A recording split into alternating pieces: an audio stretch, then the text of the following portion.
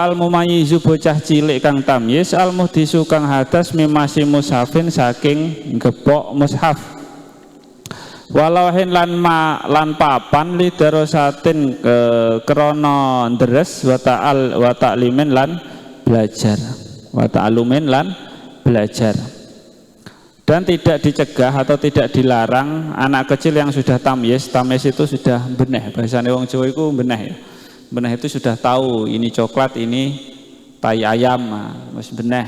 Dan juga wis pernah diajari yang hal-hal yang baik yang buruk. Jadi anak kecil yang sudah tamyiz wis beneh, wis rada pintar, lah itu tidak dilarang ketika dia membawa Al-Qur'an yang dia itu masih hadas kecil. Dan tujuannya itu lidirosatin, karena untuk deres atau menghafal Quran, wa ta'alumin dan juga belajar Al-Quran. Itu tidak apa-apa bagi orang anak kecil, tapi dengan tujuan tersebut loh ya. Tujuannya itu untuk deres Quran dan juga untuk belajar Al-Quran. Itu anak kecil tidak perlu dilarang ketika dia membawa Al-Quran dalam keadaan belum berwudu, enggak apa-apa wis. Tapi kalau dia tidak ada tujuan sama sekali atau Al-Qur'annya cuma dibuat main-main saja, lah itu baru kita harus melarangnya. Pun di sini sebelum masuk ke bab hukum-hukum sholat, ini tentang apa? Hal-hal yang diharamkan bagi orang yang hadas besar dan hadas kecil. Mungkin ada yang ditanyakan, silahkan. Kalau belum ada atau mungkin mempersiapkan pertanyaan, saya bisa lanjutkan ke pertanyaan kajian selanjutnya. Ada pertanyaan apa mboten? Napa nanti mawon? Nanti mawon ya. Jadi saya lanjutkan sekalian, nanti pertanyaannya di akhir sekalian. Jadi setelah kita selesai di hukum-hukum toharoh, wudu, mandi, menghilangkan najis, haid, nifas. Nah, sekarang di bab kitab Fathul Qorib itu selanjutnya adalah kajian ke bab hukum-hukumnya sholat. Bismillahirrahmanirrahim. Kitabu ahkami sholat. Jadi untuk bab sholat ini nanti agak panjang. Yang pertama itu nanti menjelaskan tentang waktu sholat, dan selanjutnya syarat-syarat sholat, rukun sholat dan lain sebagainya. Untuk yang pertama ini mungkin waktu sholat itu nanti bisa 2 atau 3 pertemuan. Bismillahirrahmanirrahim. Kitabu ahkami sholati, utawi iki iku kitab mertelake pira-pira hukume sholat. Wahya utawi sholat lughatan ing dalam cara lughat atau bahasa iku adu'a'u makna donga. Di sholat secara bahasa itu berarti berdoa secara bahasa itu secara makna umum. Tapi kalau definisi secara syariat sholat itu apa? Wa syar'an lan sholat ing dalam cara syara'i, menurut syariat sholat itu adalah kama kola kaya oleh dawuh sapa Rafi'i, Imam Rafi'i, seperti halnya yang sudah diucapkan oleh Imam Rafi'i, salat itu adalah aqwalun. Iku aqwalun pira-pira ucapan, wa af'alulan pira-pira penggawean, muftatahatun kang den kawiti bitakbiri kelawan takbir, muftatamatun kang den pungkasi bitaslimi kelawan salam. Bisyara itu kelawan pira-pira syarat maksusatin kang den tertentuake. Jadi menurut Imam Rafi'i, definisi sholat secara syariat, sholat itu adalah kan gitu.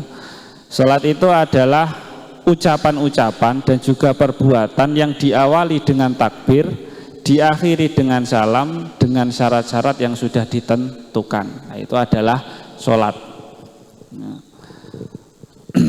As-sholatu. Nah, sholat itu adalah definisinya seperti tadi. Sedangkan sholat, ibadah utama bagi seorang muslim ini adalah sholat. Nah, sholat yang diwajibkan itu berapa? As-sholatul mafrudah. As-sholatu utawi sholat, al-mafrudah tukang den farduake, wa fi batin sakilan iku tetep ing dalam sebagian itu lodo. As-sholawatu utawi dawuh as-sholawatu, al-mafrudah tukang pira-pira kang den fardhuake. Iku khamsun ana 5. Iku khamsun ana 5. Yajibu kang wajib apa kulun saking saben-saben suwiji, apa kulun saben-saben suwiji minha saking khamsah bi awalil waktu ing dalam kawitane wektu wujuban kelawan wajib muasaan kang den jembarake. Ila ayabqa maring yen to tetep minal waktu saking wektu apa mazaman ya sauha kang amat apa ma ing salat fayatiku mongko dadi rupek apa wektu hina idin ing dalam nalikane ayabqa.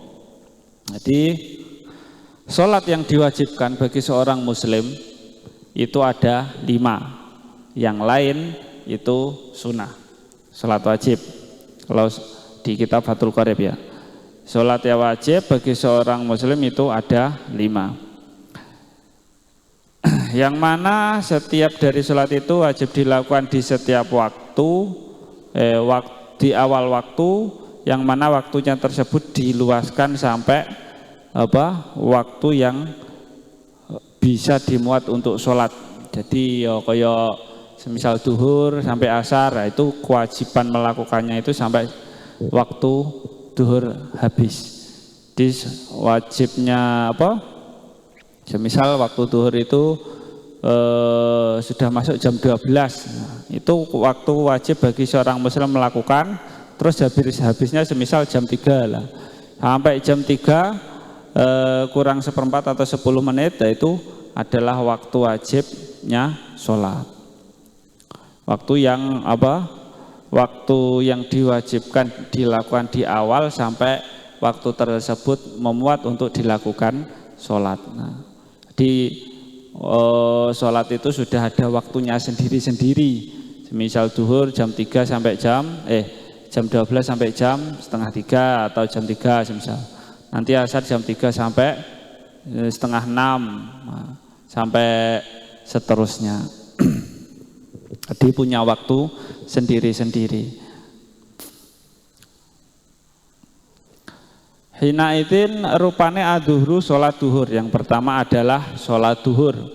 Sholat duhur tegese sholat duhur. Kola dawuh sapa Nawawi Imam Nawawi, sumiya den arani apa sholat bidzalika kelawan mengkono-mengkono duhur li'annaha krana temen setuhune sholat iku dhahiratun kang pertelo wasaton nahari ing dalam tengah-tengahe raino.